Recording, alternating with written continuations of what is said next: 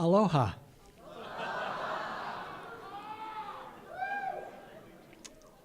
How's everybody tonight? I have been asked to give you a brief history lesson of SPOP. And I'm going to be 80 years old in a few months. And I've got a pretty good long-term memory. Short-term, not so much. But I thought about this. I thought, I don't know, you guys, what do you want to know the history for? I think you all came here just for the cream of the crop speech. Didn't you? Anyway, to be serious for a moment, this program, which is quite revolutionary around the country, was put together in the late 60s, just a few years after the institution began. And it was put together by the administrative staff for students. This, in the late 60s, as you remember, many of you, was a time of great kind of unrest in American higher education. There was the Vietnam War. Martin Luther King was killed.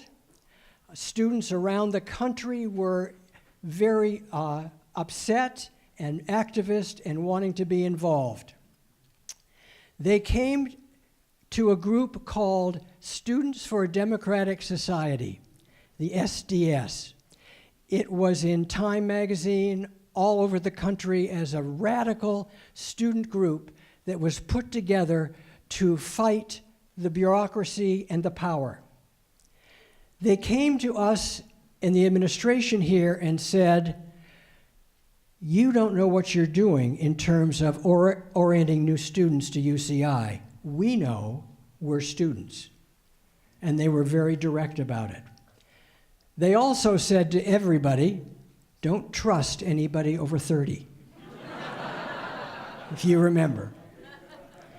So basically what we did was say, come on, work with us, help each other out. We will do something that's unusual and very meaningful to the campus. And that basically is how this thing was put together.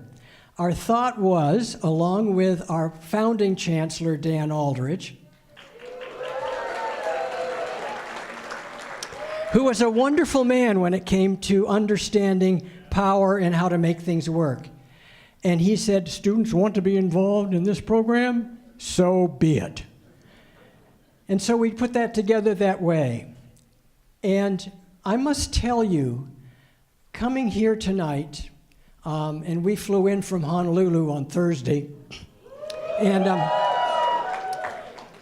it really warms my heart to see hundreds of you here in the room tonight going all the way back to that time period when we took that risk of saying to the student leadership of the campus, yes, join us. You can do it. You can have the power. And look what you have done. There are thousands of students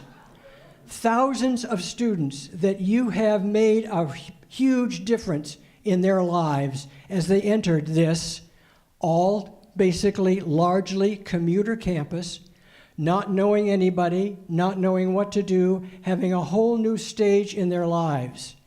And you came forward with your compassion, your knowledge, your leadership, and your commitment.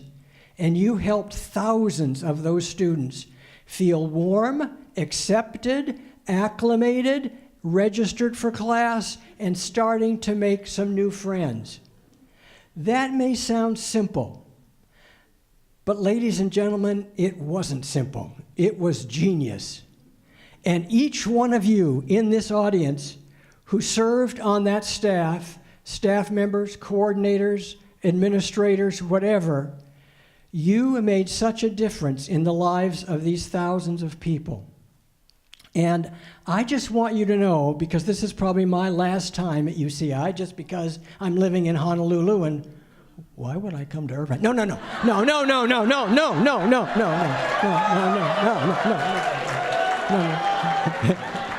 That just came out.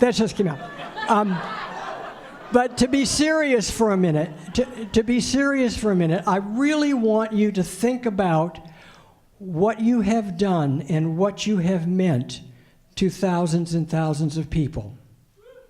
I also, and I'm going to get off the stage right now, but I also want you to know what you have meant to me.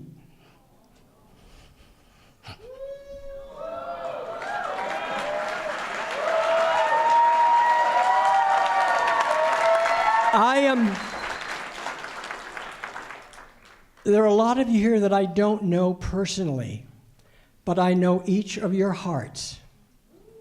And each of your hearts has helped shape me into the person I am today. You know why? Because you helped me to be an authentic person. And being an authentic person was what we've all needed in our lives. And you showed that you can do it, and you helped me to become an authentic person. And you probably know what I'm talking about. But nonetheless,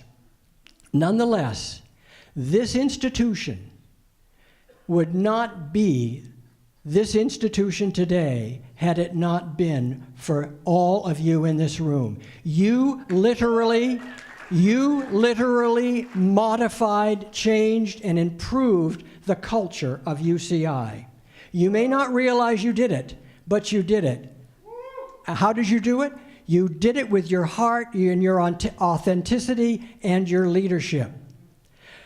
Remember in the late 60s and the early 70s, and I arrived on the campus in 1970.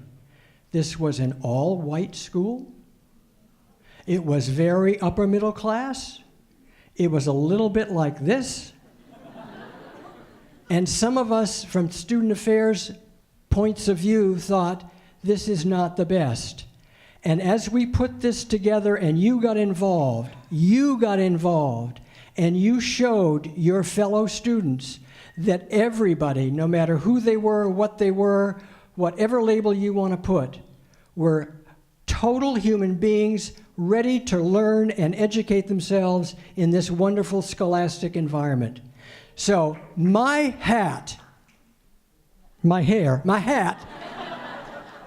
is off to you because of what you've done for this campus.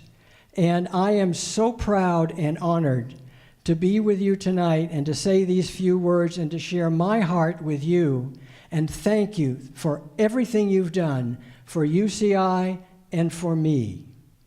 Aloha. Now,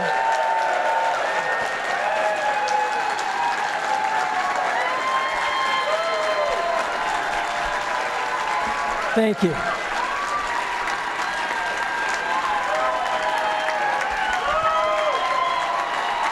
Thank you.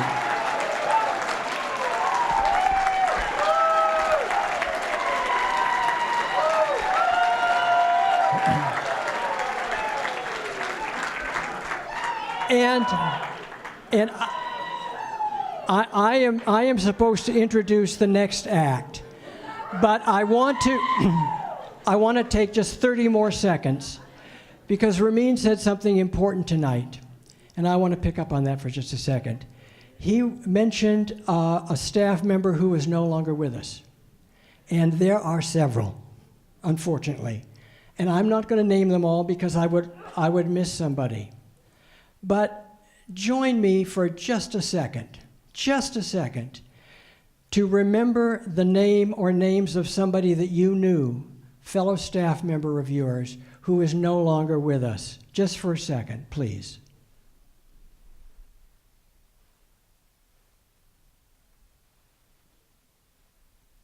Thank you. Now, this next act, I have no idea what. I don't know, whatever.